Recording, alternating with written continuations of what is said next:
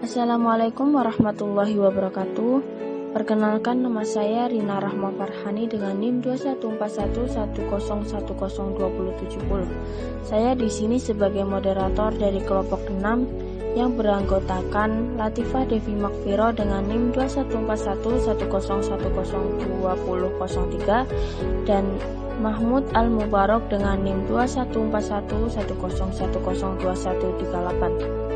Kami akan mempresentasikan materi mengenai proses dan model-model komunikasi massa.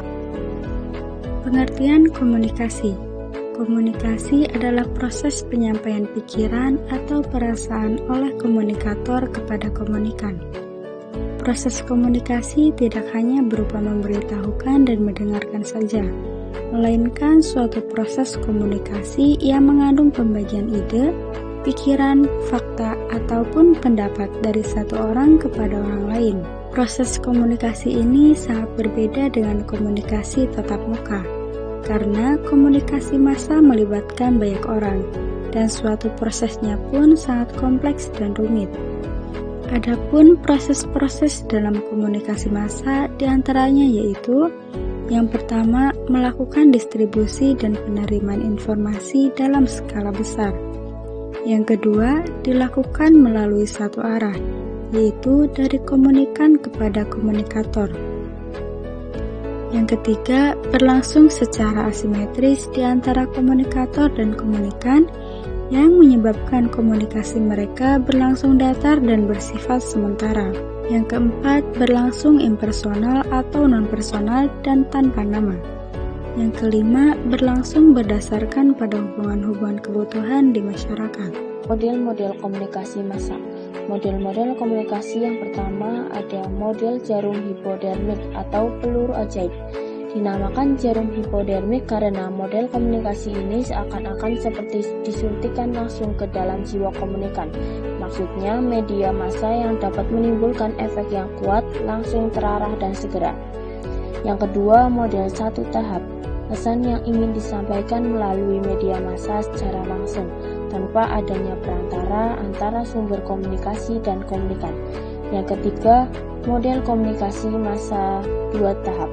Penyampaian pesan yang terjadi pada proses komunikasi massa yaitu dari media massa kemudian kepada pemuka pendapat lalu disebar ke khalayak luas. Yang keempat, model komunikasi massa Melvin de Flor. Model ini cenderung lebih deskriptif dari penjelasan atau prediksi.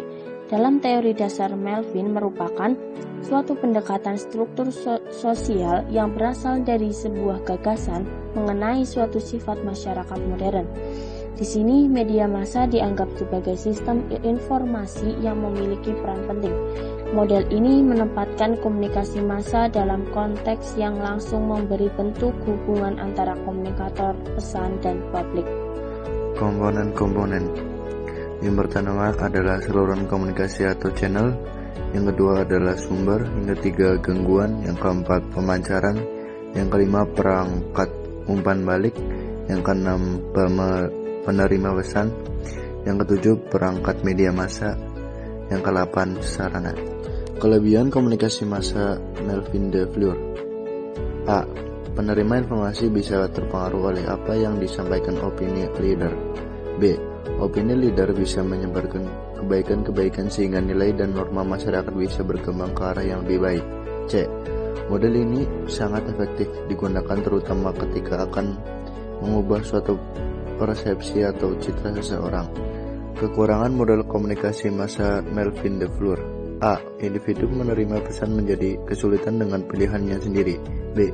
Individu bisa cenderung mengalami kebingungan karena tidak yakin terhadap persepsinya. C.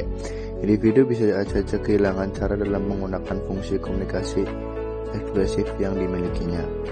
Model-model komunikasi massa. 5. Model komunikasi massa Michael W. Gamble dan Terry Quayle Gamble. Model komunikasi massa yang ditemukan oleh Gamble bisa dijadikan sebagai pembeda antara komunikasi massa dengan komunikasi secara umum. Perbedaan tersebut yaitu: yang pertama, jika diringkas sumber pesan mengalir pesan yang diedit oleh penapis informasi. Yang kedua, pesan tersebut disebarkan melalui pelaratan media massa. lalu diterima oleh audiens.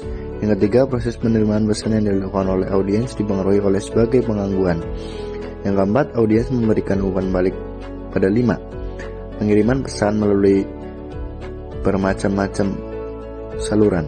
Yang kelima, proses penyebaran penerimaan pesan tersebut terus berjalan tanpa berhenti. Komunikator dan komunikan sama-sama penting di dalam proses komunikasi massa tersebut.